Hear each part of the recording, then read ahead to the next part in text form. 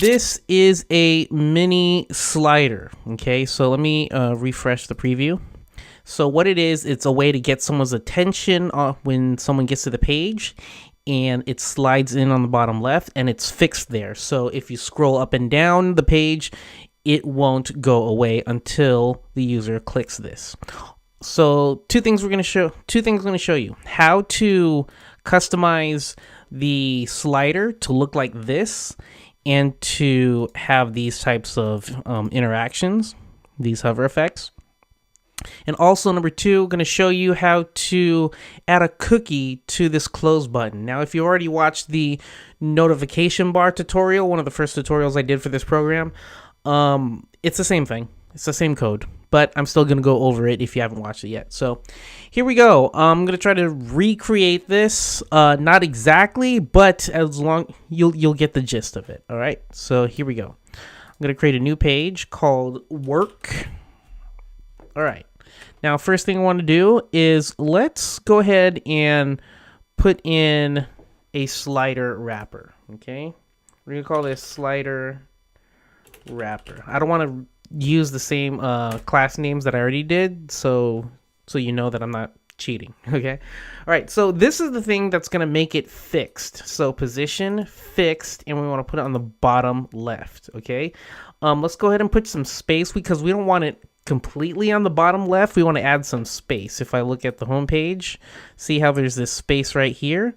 So I like to use the positioning. Let me go get that wrapper. So I like to use the positioning, and let's start with 10 on the left and 10 on the right. Ooh, it looks pretty far. Let's try 2.5. 2.5, 2.5. Okay, that's pretty good. All right, so now that we have that, let's go ahead and put our slider in. So I'm going to go here, and actually, no, let's use quick find. I got to practice that more. Quick find, Command E, slide, boom. Command E, slide, and press enter, boom, it's in there. Nice.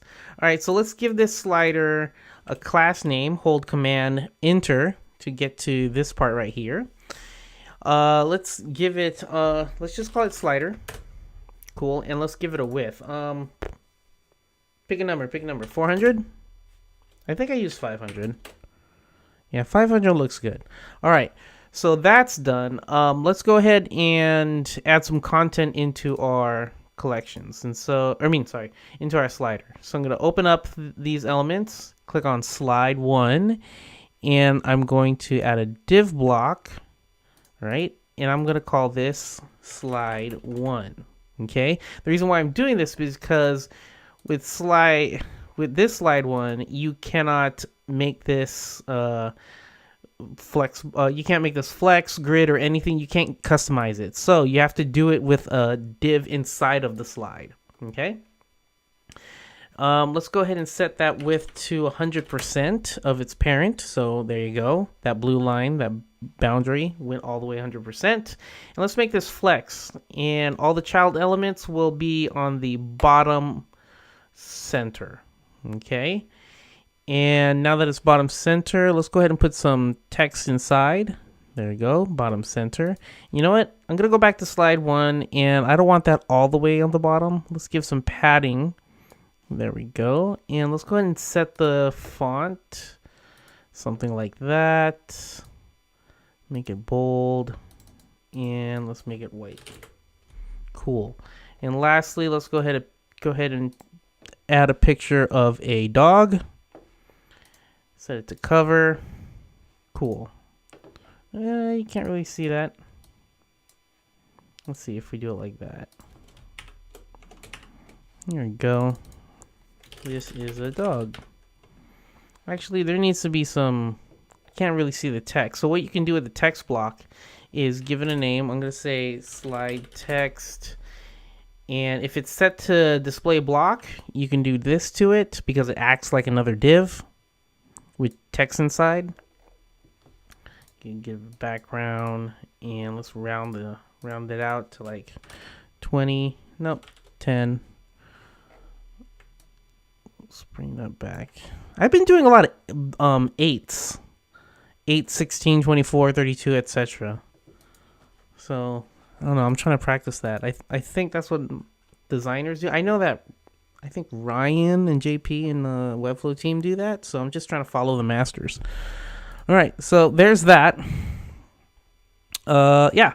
So let's go ahead and do the second one. So what I can do is copy from here, slide 1, and paste it here. And now we're in slide 2. And I can click on slide 1 and duplicate this class and call it slide 2. And the only thing that's going to change is the image. And this is a cat. All right. Oh, I need to change set it to cover. There we go. Centered. Cool. There we go. Now, if I go like this, the slide is done. Okay. Very simple. But let's customize it even more. So what I learned whenever I'm trying to customize the arrows is you have to overwrite a lot of stuff that Webflow pre-styles. So this right arrow, it's pre-styled to absolute. And when you see the words auto right here, it's not really auto. There's actually numbers here that we can't see. All right, so let's first start with the left arrow. And again, it's absolute, and there's numbers in here that you don't see. But let's just name it left arrow. Okay, and let's put it to the top. Okay, I think I need to do a height. I forgot how I did this. There we go. Yep. So I'm going to set the height to 50%. Okay, 50% of its parent. All right.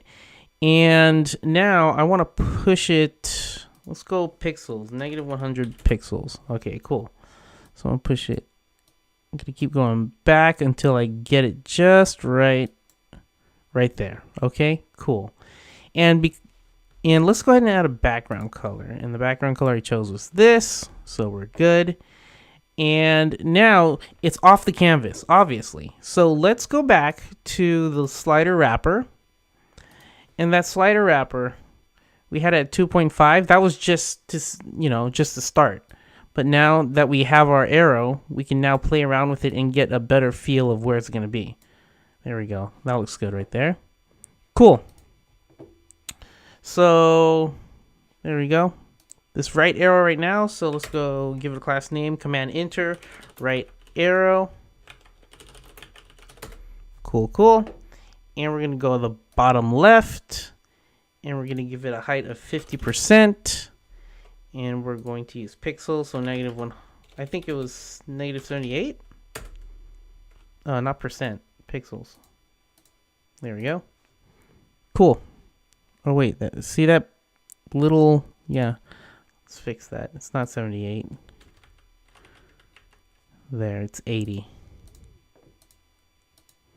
Okay, let's fix that. Negative 80. And go ahead and give it a purple. There we go. All right, we're almost there. All right. Now, we need the close button. Okay, so let's go ahead and add a close button. What I'm going to do is the slider wrapper. I'm going to close these. The slider wrapper, I'm going to let's add a text link. It doesn't matter if it's above or under the slider. It can be like there. And we're going to give this a class name of close button and display block. Okay. You don't need a link for this because all this is doing is just closing the mini slider. All right. So this one, we're going to set it to absolute and push it to the top right. And we're going to use negative 200 pixels. Pixels. There we go. All right, so 200 is way too much. I'm going to go down something around here. Okay, for the close, now I would strongly recommend not using the letter X for any close. The reason why is because the X looks too long, okay? So if I put an X, watch. X, it looks too long. It's like kind of skinny. You want to use the multiplication symbol. Here's how you find it. I always go to ASCII multiply on Google, and then I copy this one, and then I paste it. See the difference? This X is like centered vertically, and it's like wide. It's like a perfect X, whereas this one, it's like squished. Here, let me make it bigger so you can see. See the difference? So you want to use the ASCII multiply. All right. Let's put this. I'm gonna delete this one. There we go. And let's put this back somewhere around here. It doesn't matter for now. We'll fix it once we're done styling this. All right. So we have this. Set the height to 70. That's way too big though. We can go 40. Yeah, that's cool. Let's go ahead and remove the decoration. Give it a color. And let's also give it some padding. And let's give it a border color. Let's go there. And then we'll do 10.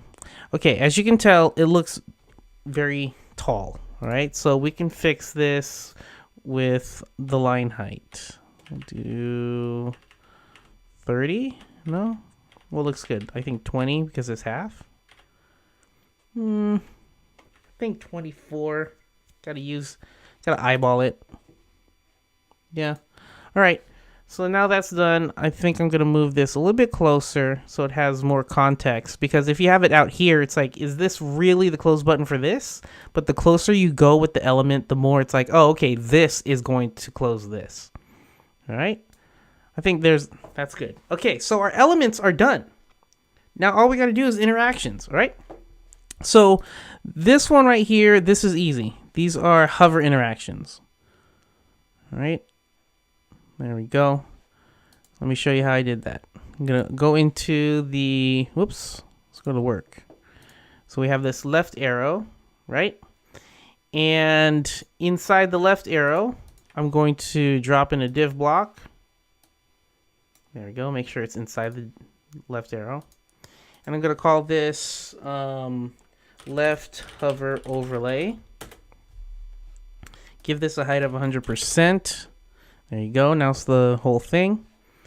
And we're going to give this a background color, the same thing, but a little bit brighter. There we go. Cool. So we have that. All right. Now we're going to do the same thing. Oh, since we're doing the same thing, let's just call this hover overlay. Oh, no. Wait. Yep, because of interactions, you need to give it a unique name. So I'm going to leave it as cover overlay, or left hover overlay. I'm going to go to my right arrow, paste it, and call this, where are you? And I'm just going to duplicate this. Oh, wait. I'm thinking about reusability. All right, let me show you real quick. I'm going to delete that, go back to left hover overlay, and rename this to just hover overlay. Because when it comes to reusing interactions, you can tell the interaction if you find a class name that's a child. If you find a child element that has the class name of hover overlay, then affect that element. I'll show you. Here we go. So let me just copy this, go to right arrow, paste, go to right arrow, and put that in. There we go. All right. Let's go ahead for the left arrow. Let's go ahead and set the overflow is already set to hidden. That's good. Let's set the top left border to be 10. And this right arrow, the bottom left, would be 10. There we go. So here's what it looks like so far. Oh, let's round these corners out too. I'm going to go to, let's see, mask. Okay, and this will be 10, and this will be 10. All right, there we go. Uh-oh, there's a little gray right there. I think that's coming from the slider background. There we go. So some Webflow components, most notably the navbar, comes with their own pre-styled background color to help you see the actual element. It's done on purpose. Same thing with the slider. So you want to remove any colors that you're not using, okay? So I remove that off the slider, and if I preview, those gray corners are gone. All right, let's get to the hover effect. So I'm going to click on left arrow, go to interactions, and add a mouse hover. On hover, start animation, left arrow in. So that means when the mouse goes into the left arrow, let's go back to navigation. Now we have interaction set for that. We'll go to hover overlay, go back to interaction, and we're going to set this to move. All right, so set the initial state. So we want to move this way. Okay. Actually, where's the initial state? So the initial state will be here. Okay, and then when you hover over it, it'll go here. All right. So we're gonna use percentages, so it's easier. It's easier than pixels. All we have to do is 100%. We're pushing it 100% of its own width to the right on the x-axis. Okay, so that's the initial state, and this is going to affect classes with the name hover overlay. And notice how when I did that, both of the hover overlays went to the right. Now I only want to affect children with this class, and there we go. Now it's only this one. Now I'm going to go to the end, and I'm going to go move. Set my easing to ease out court. On the X, I'm going to give it a destination of 0. And there we go. Okay, and now we just do the opposite. So for the hover out, start animation, I'm going to duplicate left arrow. And I'm going to change this to left arrow out. Delete the destination and change this to off. It's not the initial state. So now when I preview, oh, I didn't do easing yet. Let's do an ease in court. Ew, that's too slow. Okay, we'll use ease out court. Okay, cool. Cool. And that's what we want. But you notice that the actual icon is being overlaid by this. So what we can do is take the icon and say arrow icon, give it a class name of arrow icon, and move that z index up by 1. And there we go. We fixed that. So the z index is like layering, okay? So the hover overlay has a z index. Where are you? Oh, the hover overlay is actually static. Cool. So this right here is absolute, but it's still on the 0 z axis. The same thing with any static elements. Okay, all static elements are on the z index of 0.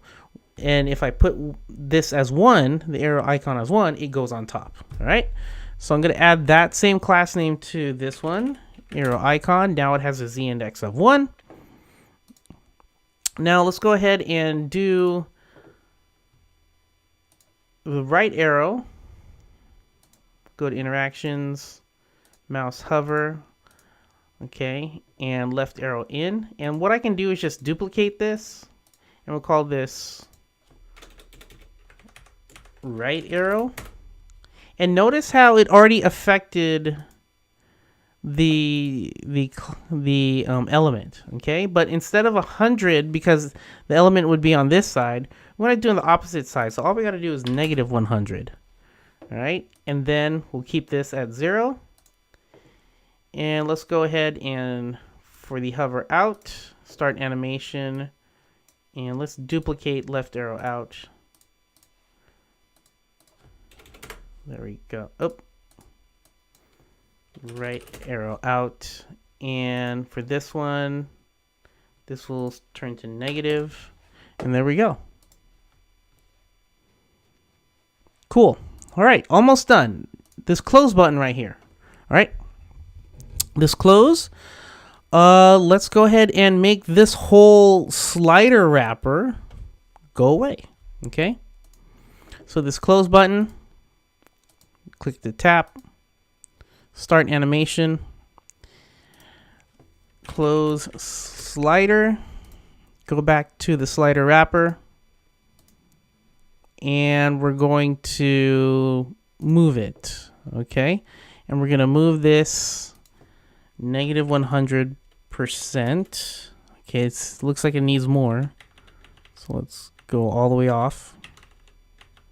Yeah, so 140, and this is going to be ease out, and we're going to set this to affect all elements with this class. So that means you cannot use this class unless you want it all elements with the same class name to move to the left. Okay, but make sure that this is unique.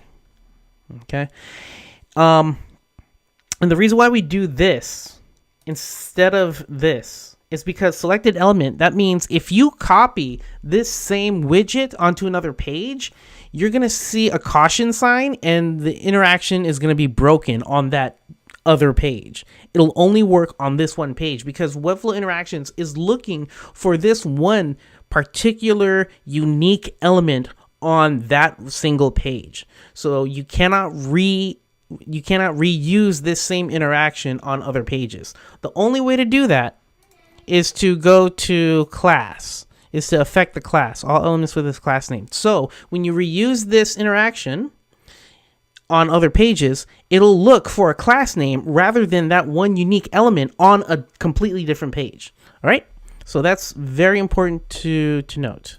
So if we go like this, this is working, this is working, this is working. It has a bad easing. Let's fix that. Ease in Quint, I think. Cool, something like that. All right, one more thing. Page trigger.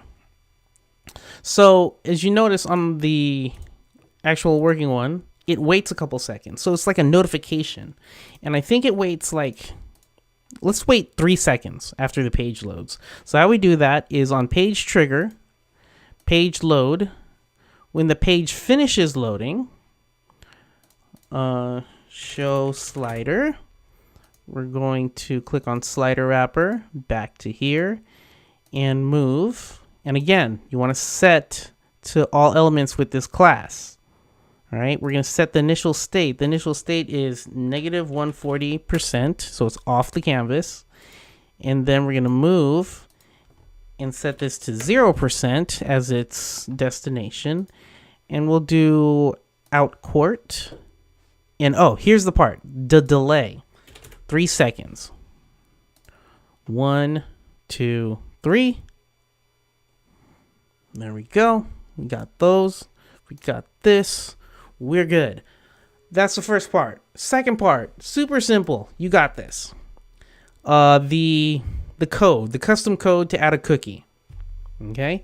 And this is good because if someone closes this, they don't want to see it every time they come to the home page, or they don't want to see it every time they go to a new page on your site. So add a cookie, because if they close it, that cookie will remove the slider wrapper for X amount of days. All right, here we go. If I scroll down to the code, and you'll see the code after you clone, after I send you a clone version of this, if you request it. So I'm going to copy this, and I'm going to paste it, and let me explain what I did. All right, so let me go to my, okay, here we go. Now, we named our close button this. Actually, no, let's start line by line. This right here is saying, hey, get the special JavaScript from js.cookie.js. Excuse me.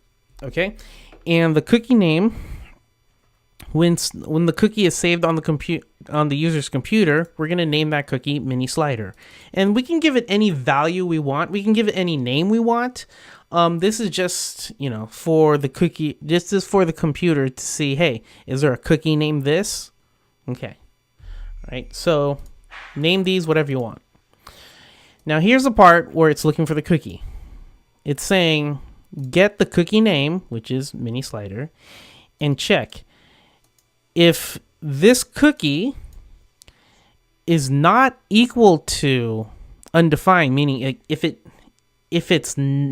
there's a value inside of the cookie, if the cookie exists, right, then do something. So we're saying that if the cookie is already on the user's computer, let's remove the whole slider wrapper. And so I'm going to remove that, dot remove, and there we go. Cool? All right. Now, if there is no cookie, if it couldn't find a cookie, then move on. And what it's going to do is now we're waiting for someone to click on the close button. So that's the name of this. And you don't put spaces, you put dashes, and you don't put uppercase letters, you make it all lowercase. Okay, so dot close button, meaning if someone clicks on close button, do something. And what we're going to do is we're going to set a cookie.